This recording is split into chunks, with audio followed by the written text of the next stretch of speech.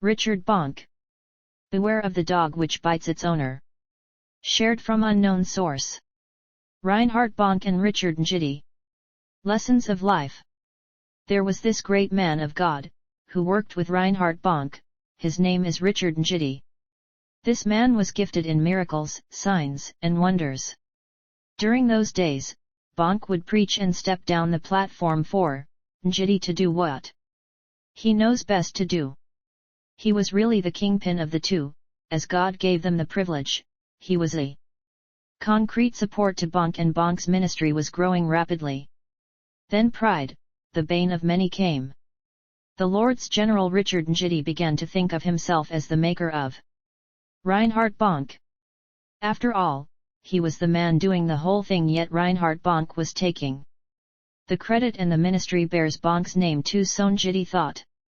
He said to Reinhard Bonke's assistant, "The day I leave Bonke, that day will mark the end of him and his ministry." One day in a crusade he was to minister, he didn't show up purposefully, which happened to be the last time they ministered together. Bonke waited and waited for him, yet he didn't show up.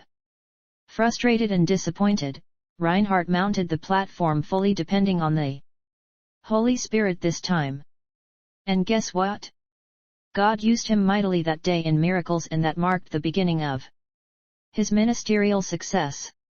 Instead of that day being the end of Bonke, it became his beginning, and unfortunately, the end of Njidi.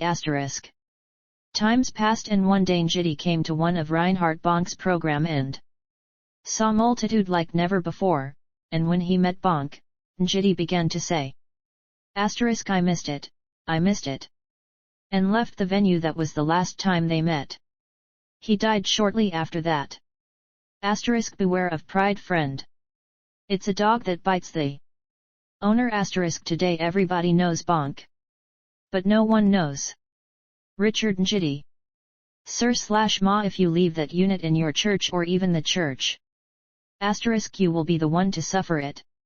Not the unit or church. A whole Satan, an archangel, left heaven, and he wasn't missed till today.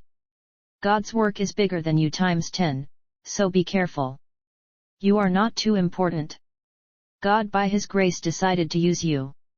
So don't let pride cause you to move from the palace to the bush like Nebuchadnezzar. One day Elijah said to God, "I'm the only prophet left in the land," and God said to him, "Don't be proud. I have reserved 7,000 who can do the job even better than you. Remember, He just picked you. Stop the saying without me, if not because of me, if I was not there, the day I stop, I will see how it will be without me. I will pull out." Friends, remember, nothing can be worse than God to reject someone. Study the account of King Saul and others very well. Then see what you make of pride. Shared as received. https://spiritreports.blogspot.com/2020/06/richardbonke.html